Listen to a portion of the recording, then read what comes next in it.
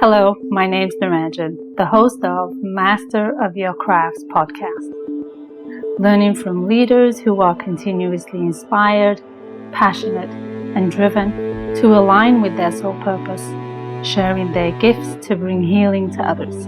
The music is composed by Rebecca Everett.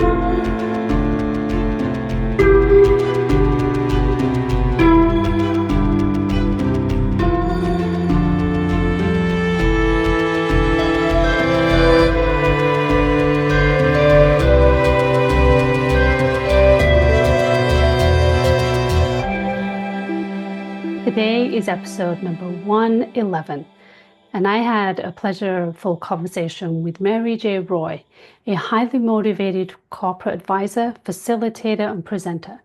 She shares with others how to develop most effective strategies to thrive in their lives. Since 2007, Mary J. has accrued various certifications, all addressing her mastery to the skills needed to thrive. In 2011, she started her company, Creating Waves. Her main focus areas are stress hardiness, resiliency, emotional agility. In addition to those topics, which are also close to her heart, including ageism, awareness of intergenerational workforces, and migration of unconscious biases. Mary Jane is a member and serves Mary Jane is a member since Mary Jane is a member since 2009, her professional women's network, and served as a board for 7 years. She is an advisor for the Wize Move Society since April of 2021. In November of 2021, she founded INleadership, a foundation supporting gender balance and inclusive leadership. The future is now, of which Mary Jane is one of 28 co-authors. It has become a platform supporting gender-based balance and inclusive leadership. In August of 2023, she accepted a position with Female Wave of Change as a member of their Circle of Wisdom. She supports FWOC because her strong belief in seeing more women step into their personal leadership abilities. I trust that you will enjoy this conversation as much as I did in having it with Mary Jane. Hello and welcome to Mary Jane. How are you, Mary Jane? Narjan, all I can say is the sun is shining. I'm here in West Virginia. Normally I'm based in the Netherlands, and it's been gray and dark there for a considerable amount of time. And here with blue skies and sunshine, I'm great. Thank you. Yeah. Beautiful. The sunshine makes a big difference. It makes a huge difference. Yeah. It does too. Yeah. I'm appreciative of you taking time out of your schedule and out of your demands on life, I guess, to be able to have this delicious conversation. So we're gonna go right into the deep end and ask some big, bold questions that I'm curious for you to share with the audience. And the first question being, what do you believe about yourself, and do you feel it defines who you are? What do I believe about myself? And I believe that I am a thriver. I believe that I'm developed, and it's become part of the things that I like to share with others. But I've really developed my resilience in life, and it wasn't always this way. I'm in my 70th year now, and into my early 50s. I was a stress bunny, so I was continually worried about all the fiction that I created for myself and for in the future, etc. Got a couple of significant wake-up calls in that period, and really did a deep dive into what is stress, what does it do to us physiologically, and how can we better develop strategies to deal with it, and thrive, not just survive. So yeah, that would be my answer to your question. I think I'm a thriver. Yeah. Yeah. And it's really interesting how the journey of life experiences challenges us to really step into that place to look at life and go, okay, what is really important? And how can I navigate this challenge, not only for myself, but for those around me as well? Yeah, I mean, it at the moment that you're in those challenges, I think it's all about you. But the growth comes, and this is what I love about the definition from University of Pennsylvania, their positive psychology department, where I did some studies, online studies with them. And when they talk about resilience, it's not just about bouncing back, but it's also what I call bouncing forward. It's the learning and growing from what you've experienced and taking those experiences. And that, I think, is a big part of what in my journey is what happened. That when I had ultimately the wake up call from you've got all this knowledge, you've developed these skills, these strategies, or have learned them, because many of them I've learned from others, of course, in that period of time. Share them, and so that's really, yes, it's been helpful to move that forward for others. Yeah. And it's crucial to be able to connect to that on a deeper level for yourself. And what I find really interesting and intriguing is how you've done it for yourself, yet also supporting and guiding others on that process, which is a craft that you have been able to master yourself, which is why I'm loving this delicious conversation that we're having. Well, it's funny because my first career was as a nurse, registered nurse in Canada, and actually a military nurse in the Canadian Armed Forces. Mm.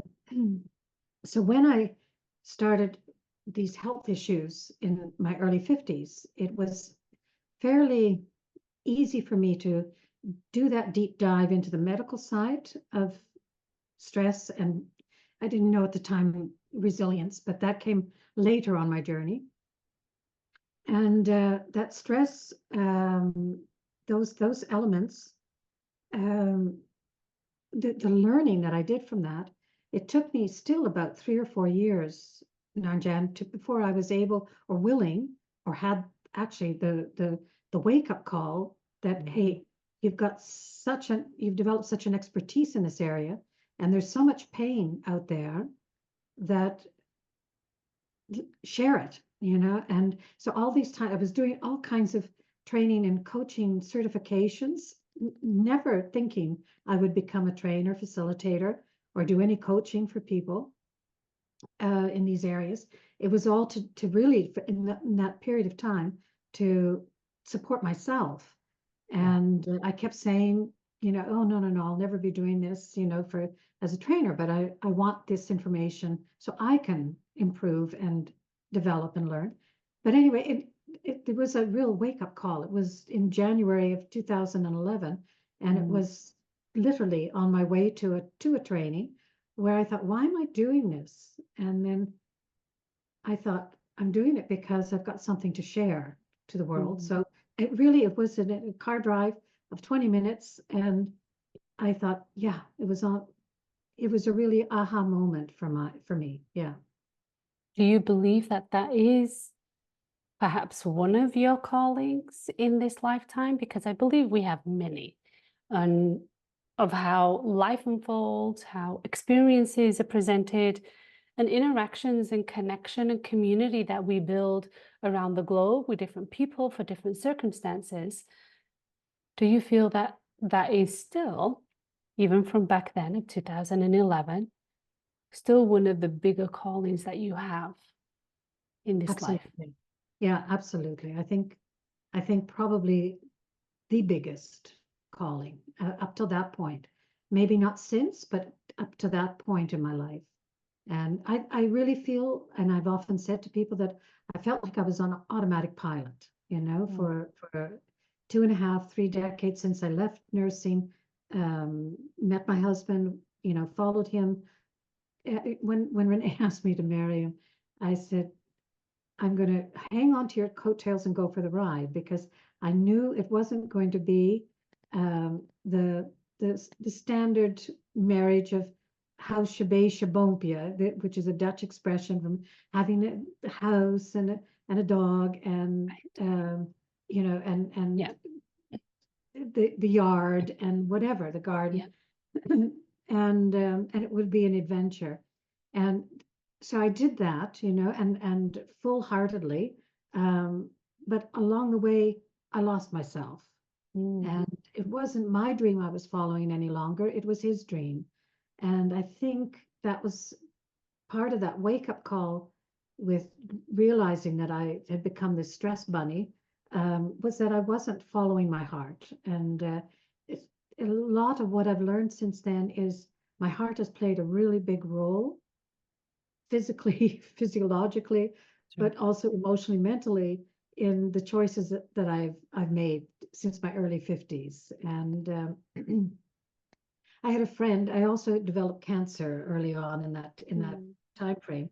But I had a friend of mine who said, the pre-cancer Mary Jane and the post-cancer Mary Jane, I like the post-cancer Mary Jane better. And I think I like myself better as well. So that is a kind of an interesting segue into the learning and development that really took place for me. On a self-awareness level, a self-knowledge level. Yeah. Critical. It's critical for people, because we can just spend our lives on that treadmill and really never know who we are, what's important to us, what values we have in life. They may trigger us when they're not being met, but we don't even understand why we're angry or frustrated. It's because we've never stopped to really evaluate these things. And so that's really, I would say it was an important first step in my life at that moment. And I hope that others experience it in their teens or 20s, latest 30s. I mean, to have to live half your life not fully aware, I think is, there's a loss there, I don't stand still with it for very long, because there is nothing to gain by looking back, but it does help motivate me to want to share with others. Yeah, absolutely. But scaling back a little bit, isn't it all meant to happen on purpose?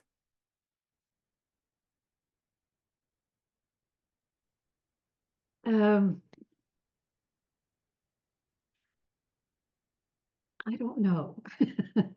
I don't know for sure. I know that, over the years, both my husband and I have said, we've come to this point because of all the things that have happened up until, that it's these. But I also think, I mean, a big part of what we have at our fingertips is the ability to choose. And I do feel that the more self-aware you are, the better choices that you're going to make for yourself. And sometimes what we do, and very often, maybe I could even say, I could go so far as to say that maybe most often, people allow external circumstances to dictate where they're going in life and what they're doing. And it's not from an intrinsic motivation necessarily, or an intrinsic knowing. And so, that would be, maybe there is an element of fate, or is there another word that you would use for it? Synchronicity, that these things happen for a reason. But I'd like to think that it becomes part of the choices that one makes. The more inner development and personal development that they've gone through.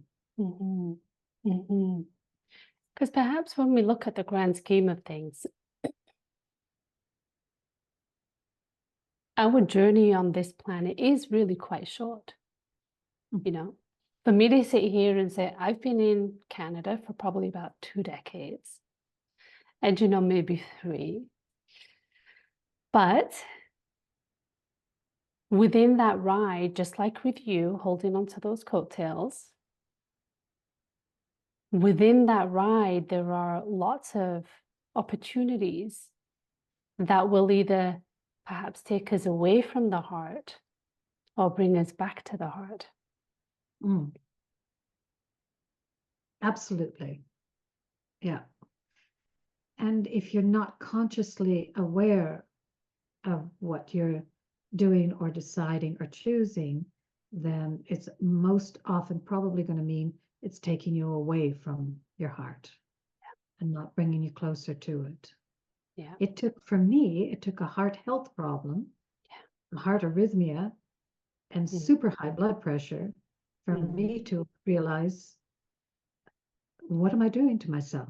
You know, how long can I go forward this way without making some changes? And so it really, those health issues, and then ultimately in that same 1 to 2 year frame, diagnosis of breast cancer was also super motivating. I had already come quite far when I got that diagnosis, Right. In my development, which I'm really grateful for, because I think it helped me come out the other end and survive. All right. But let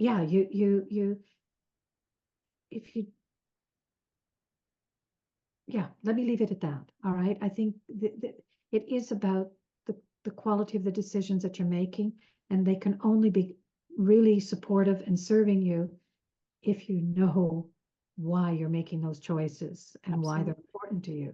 Absolutely. And so, yeah, it's living your own life and true to yourself. And that's often, and my husband points it out many times, it's, I think, the number one regret, if you look at the research that was done by this, when people are in hospice, you know, they're at the end of their lives and they're asked what the regrets are. And she was one of the nurses and wrote a book about this, and I can't remember her name or the name of the book, unfortunately. But and one of the deepest regrets was that they didn't live life true to themselves. Yeah. Yeah. Our external environment is so vast and powerful, but we give it more power than possibly and it deserves in certain environments. And I'm not saying it's an easy task. Heck, it's a road and a journey for myself too. Yet I think it's one that doesn't end. It doesn't. Until we're taking our last breaths. Until we end. Yeah. Right. What do you feel are some of the attributes that really keep you on course to connection, to resilience, to community in your calling for this life? Interesting question. And I would say it has to be the work that I do, because it continually draws me or leads me forward. Yeah, it is the work that I do. You can't be speaking about these topics and have how can I say it? I'm just going to put on mute for a minute. I'm not used to having a landline next to me. So we're so used to just having our mobiles on, but not a landline. So yeah, that's the universe calling, going, here's your answer. Exactly.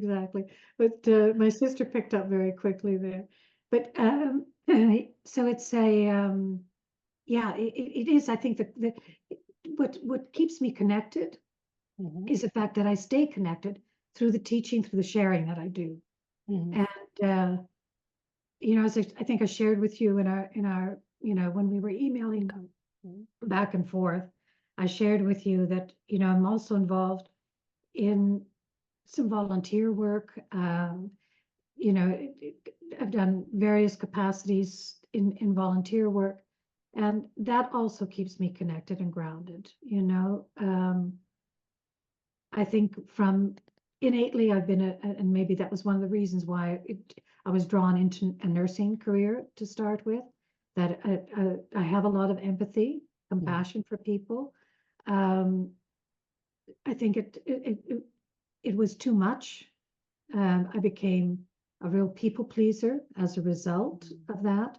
So, which is also taking it too far, because then, as I mentioned earlier, you tend to leave yourself behind in that journey.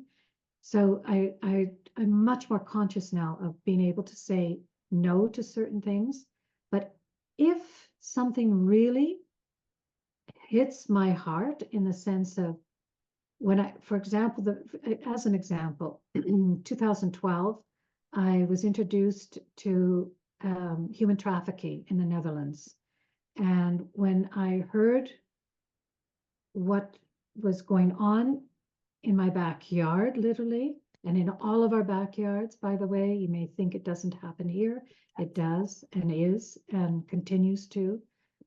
But I couldn't just be angry about it. I had to also do something about it. And that's, I think, something that is developed for me on this journey in the last 2 decades. I no longer will just vent and give energy out without having it have a positive effect. Right. All right. So that's something that I feel very strongly about. Don't just put your mouth there. Put your energy and your love and focus and that kind of thing. So yeah, I don't know whether I'm off track from your original question, but that's where it led me. Beautiful, beautiful. So the conviction, what I'm hearing is the conviction and the persistence. Mm-hmm. But Absolutely. also, but also, which is a testament to this conversation, is the vulnerability and the courage that you've stepped into to sharing some of your biggest stresses in life and the influence of them on you, but also the people around you. Yeah. Yeah. And I recognize in the words you've chosen, the persistence. I can be like a dog with a bone, Yes. Yeah, that's definitely a word. And yes, I like to think that I've developed my courage. I really have curiosity and courage. All right. And I feel sometimes they go hand in hand. Absolutely. That developing that open inquisitiveness. Sometimes you need the courage to have those really challenging conversations. Do you know, I shared with a friend of mine back in the Netherlands that I was 66, I think, when we met. And she's the first Black woman that I've had as a friend in my life. All right. So how have I isolated myself, distanced myself? And now I have a group that I work with that I'm the only white woman in that group, at this moment. And no, that's not true. Recently, someone else has joined our group as facilitator. And this is in the DEI space, the diversity, equity, inclusion space. And I'm thinking, what have I missed all my life? Where was I? Did the opportunity not come along, or did I just not see those opportunities? But having courageous conversations like this with her, has really helped me to open up and realize I've missed a tremendous amount of diversity in my life, and the richness that brings to me is incredible. So yeah,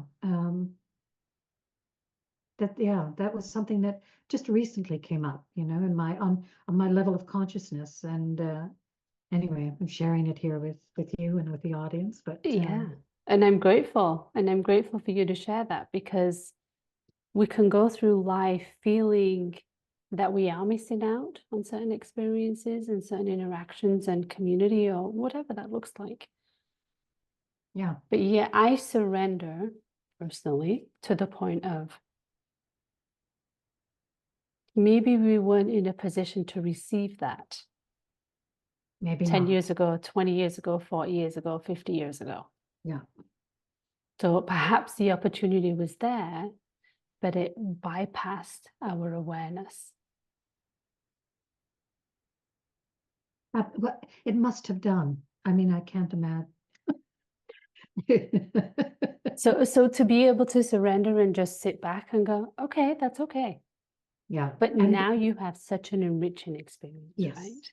yes, yeah, and just being able to enjoy where I am now, Yes. and realize there's a lot more to come. I don't know what and when and where, as you said, you know, but letting go of having that kind of control and letting those experiences enrich our lives. Yeah, absolutely. I know there's much more to come. Absolutely. So Yeah. what is your intentions with all this deliciousness that you've cultivated over the years and your own growth and your own awareness? What's the intentions that you have when you go into supporting others, teaching others, sharing what you know in various capacities, from your background in nursing to diversity and inclusion and all the other areas that you've been involved in?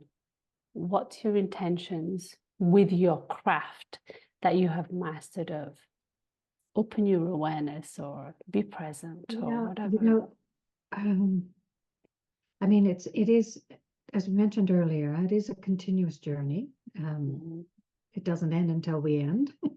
I really hope, my hope is that I have the health and well-being, that I maintain that health and Mhm. well-being to allow me to continue to do what brings me so much joy and Mhm. purpose and passion in life. Um, into my 80s, into my 90s. I mean, I'd love to be, you know, and continue to be a role model for others to say, life certainly doesn't end at 65, you know?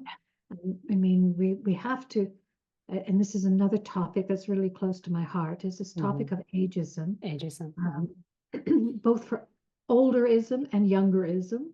Yeah. Uh, I see both happening, and if I can make one plea here, it is that we stop the generational whitewashing. And when I Yes. say that, I mean the labeling of Gen Z, Gen X, millennials, boomers, etc., and that we lump all people of a certain age category into a certain behaviors and attitudes and actions, etc. It's this is so supporting all the judgmental biases, stereotypical thinking that we have, and it's just not true. You know, Yes. it's good to understand generations from certain things that have happened in those generations, world wars, pandemic, Mhm. whatever, but it doesn't support to talk about us in the sense of, well, you know, anybody over 60 is going to be uh, this or that. There'll be some of this and there'll be some of that, but we are not all this or that. And so Yes. just again, that's the curiosity and the openness, open-mindedness to realize you've got an individual in front of you and not a generation in front of you, you know? So Yeah. that leading into the fact that I would love to carry on this kind of work that I'm doing, and it may take on different shapes and forms, you know, depending upon, you know, what I learn and what comes on my path. I think the basis will always stay. The stress and resilience pieces are certainly an anchor, a foundation in my being. but yeah, there's just so much to learn out there. And Yeah. this newer, more recent journey into DEI topics has really opened my eyes as well. So Give us the breakdown of the acronym. diversity, equity, and inclusion. And then Got it. they've recently added, some organizations will add belonging, the B for belong, DEIB. And you think belonging and inclusion are one and the same.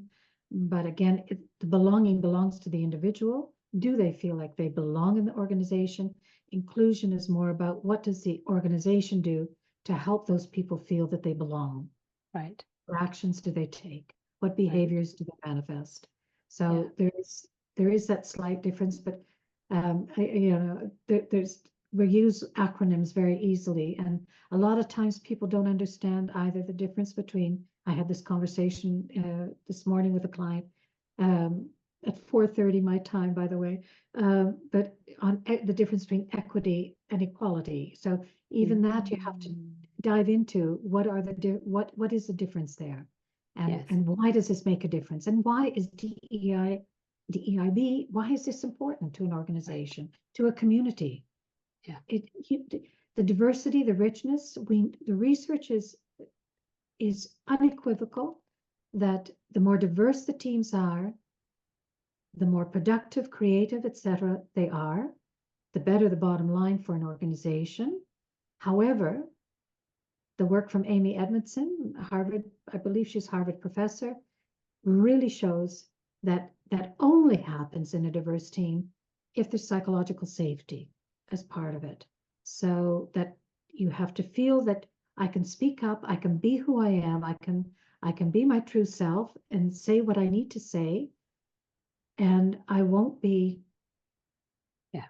my performance evaluation is not going to be affected, and I'm not going to be rejected by the group.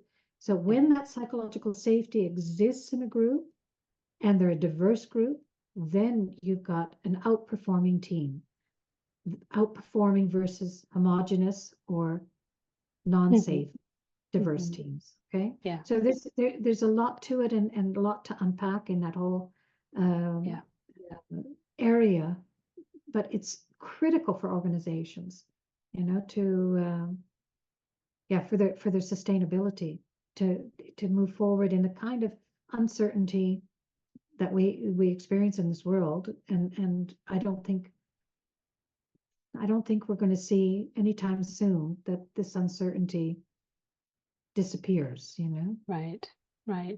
I find that really interesting how you've positioned that specifically to organizations, because I get it that those are individuals, leaders, and teams and communities who are willing to invest in their people. Yeah. However, it leads me to a thought of, what if we were to take those principles and that language for me, myself, how I interact within my community? Is my community diverse? Is there an element of equality within my family structure? Can I really step into being an individual in my uniqueness? And do I feel a sense of belonging? So it's changing all that language to yourself, but also looking at it from other people. Can I accept my siblings are who my siblings are? Can I accept the nuances and characters of my parents, of my partner, of all the people that build community around us? Because if it comes from the inside out, and it's wonderful that organizations are doing it, but if it comes from the inside out, then perhaps that'll have a bigger ripple effect on what we need in this world, in terms of the businesses, the culture. For a more humane world, to promote humanity. And yes, you're right. I mean, my focus has been in organizations, but I'd like to think that amongst my network of family and friends and colleagues, etc., that I also exude these qualities. So yes, you've really hit an important aspect. And when I say organization, organizations are still just barely scratching the surface on this. They do a lot of lip service to Yes. diversity, but the actual equity, inclusion, belonging part is a long way to go, because again, that's how our brains work. I mean, not to dive too deep into the neuro science in this, but it's our brains are so complex, and Yes. they tell us stories because it has to make sense of something, but it doesn't even matter to the brain if it is based on reality, truth, or not. It's just all the experiences we've gathered over the years. So this is where our self-awareness has to come really to the forefront, because our brains are sometimes, very often, making fools of ourselves, and we don't even know we're doing it to ourselves. But it will make the difference, and I think you've really captured it beautifully, Narjan, with what you just shared, that by bringing it in, making it part of you, no matter what element we're looking at, what place in society we're looking at, but starting with yourself in this way, that is going to get the ripple effect happening. Absolutely. Absolutely. Yeah. I love this conversation. Yeah, I did too. The time flew by. And I could definitely do this longer, and maybe we'll do a second phase. Maybe we'll do Sounds a good to me. Yes, Yeah, maybe we'll continue this conversation. sounds good to me. And I'll be So better prepared and have the telephone turned off. it's all part of the messaging, so it's all good. Exactly. Thank you. You're very welcome. I'm so appreciative of you sharing so vulnerably, so candidly, your experiences. So thank you so much, Mary Jane, for taking the time and energy. Thank you. You're very, very welcome. I'm Naranjan, and you've been listening to Master of Your Crafts podcast. Please subscribe, rate, and review, and join me next week for another episode. Thank you for listening.